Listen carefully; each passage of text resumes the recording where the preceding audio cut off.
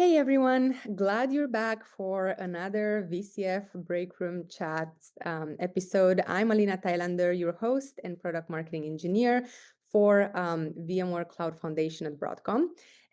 Today we have a familiar face back with us. That's Vincent Riccio. Welcome, Vincent. Hello. Um, Vincent is also a product marketing engineer at Broadcom and one of our absolute go-to experts when it comes to VCF automation. I love working with him because he's super knowledgeable on how teams can ditch the slow, ticket-driven ops for self-service private clouds, and he really knows what works in the real world. Vincent's got a Thank you. ton of experience with actual VCF automation deployments.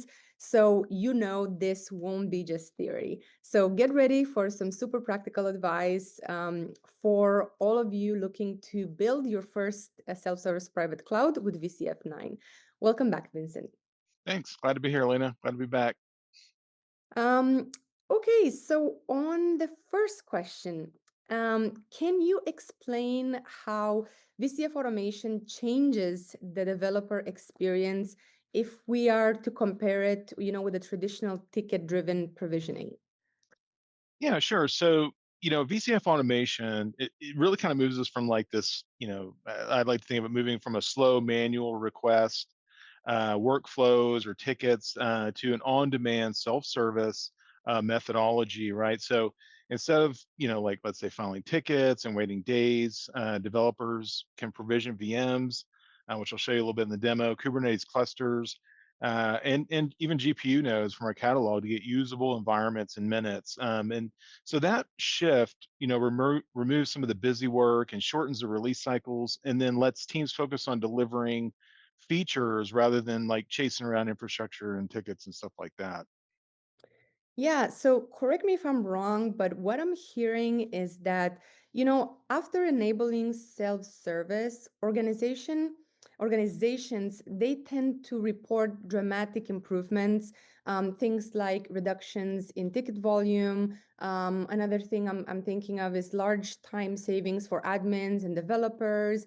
Another thing is this faster provisioning, right, that we're also adding. And in many cases, it feels like it can go from weeks to days and potentially even minutes, right? Yeah, yeah, and that translates, into higher deployment productivity and capacity, and reclaimed engineers' hours, right? So really freeing up IT that can be invested back into productive work. So really getting rid of those kind of minuscule tasks over and over again, and sort of automating some of those things can help folks be more productive. Awesome. Now, pivoting a little bit, in your professional opinion, why is supporting, UI, CLI, API, why is this important for building a private cloud? Yeah, great question. So it's really comes down to choice, right? Different personas are going to consume infrastructure a little differently, right? Some prefer a guided UI, more of a curated catalog, more of a self-service experience in that kind of sense. Others want a CLI, or to be able to use infrastructure as code and store their code in GitOps, and then consume it that way. So by offering a UI, a CLI, and then a rich set of IaaS APIs, especially around Kubernetes, VCF automation serves as both the kind of that low code approach and that cloud native approach that'll be familiar to those more advanced users.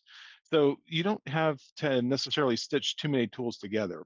Plus, having that unified consumption interface is great for your day-to-day operations because it reduces friction and all that context switching between screens and so forth. So cloud admins can publish like blueprints and then manage services through the portal. And those services could be like database services. It could be VM services, load balancer services.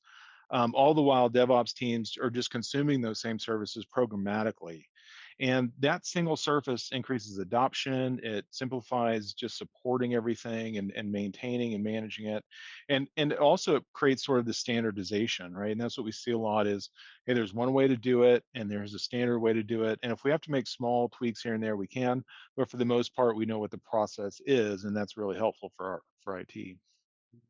Interesting. It feels like, VCF 9 gives you this friendly portal for non-coders, and then also this full CLI API for coders. So, Mhm. it's one platform, no tool stitching. Like, I think this is really, really cool. Yeah, yeah. I mean, you publish blueprints in the UI, and then essentially, you have this catalog, and we also, as you'll see in the demo as well, we can create the YAML right there for you, and so it just gives you a faster way to deliver everything and fewer support headaches right down the road.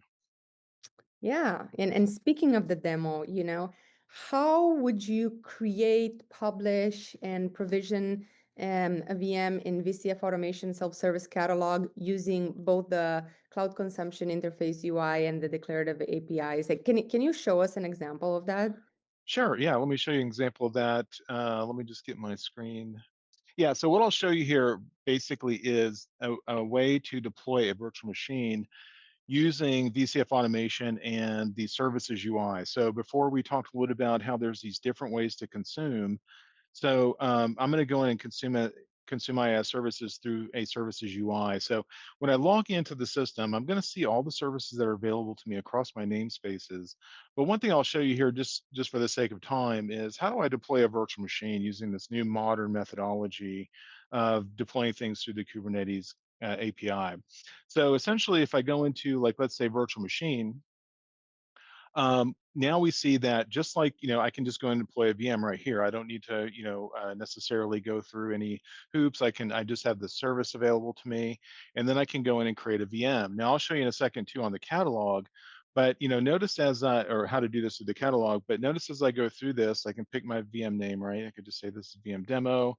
I could pick my operating system that I want, like Ubuntu.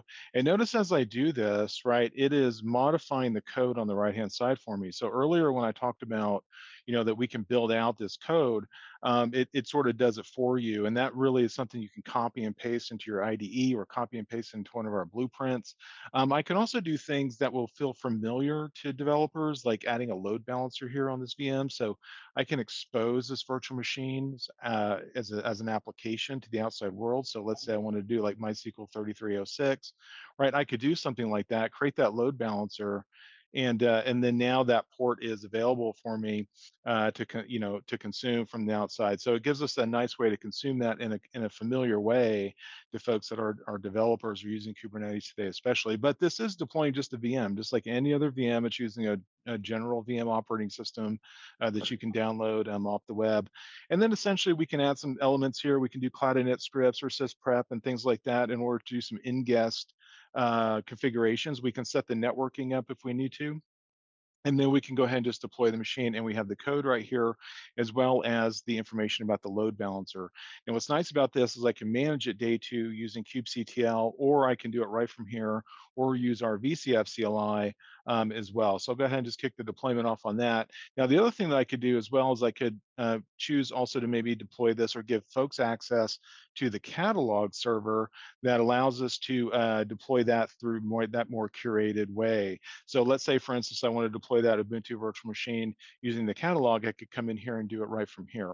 So I could hit request and then essentially give it the deployment name and then go ahead and deploy it just like, like you would through a catalog. Now, the way that this is created, or how we did this, was in our blueprint. We have a blueprint that we've published to the catalog. And if you notice in that blueprint, when I click on the virtual machine, it's going to have a very similar Kubernetes type of YAML here.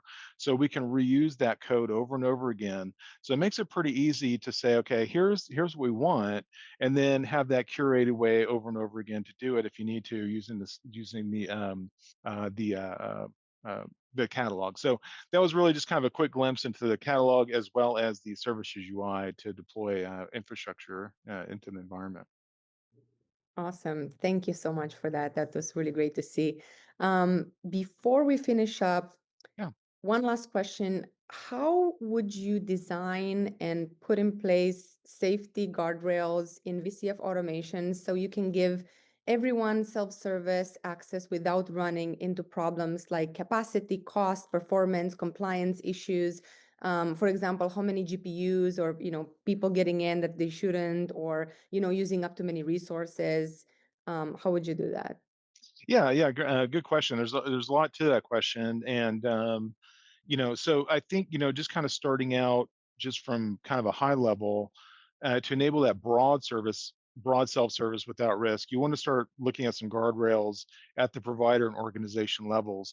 With VCF 9, we have a provider portal that allows enterprise IT admins or provider admins to go in and set up tenants. So you can basically isolate different groups of users into these organizations, and then within the organization, you can carve out projects and then assign users to those projects. And then when you define your namespaces in those projects and your VPCs, which is your virtual private cloud inside of NSX, that creates even further isolation. And then you can apply policies to enforce some things. So for instance, not only can you isolate these tenants and users and make sure that they have access to the right kind of objects and criteria that they need, or things that they need to deploy. But you can also have approvals, leases, lease times, day two action limits, and resource quotas. So utilizing those policies is very, very important. The other thing is catalog role-based access controls. So consumers get standardized compliant offerings that they're permitted to deploy, and also assigning clear roles. So knowing who the providers are, who the enterprise IT admins are, who the organ admins are going to be, who your line of business project admins are, and then assigning, like let's say in your projects, the correct users to the right catalog items using our role-based access control system.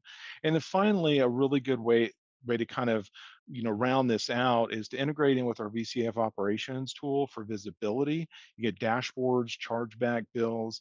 You can see when you're going to run out of capacity, and you can have this ongoing monitoring of the utilization and how folks are really using the system. And so that's been a really nice add-on feature for our customers for many years now, actually. Awesome. All right. So to sum it up, we give developers the power of self-service to speed things up. We let everyone use, UI, CLI, API, however they prefer it, and set up easily, solid automation and guardrails. So going big doesn't mean taking big risks. So Mhm. folks, that's all for today. Thank you for hanging out with me on VCF Breakroom Chats, Vincent. Um, Yep, I'm your host, right here. Alina Thylander, signing off. And until we meet again, stay bright and keep smiling.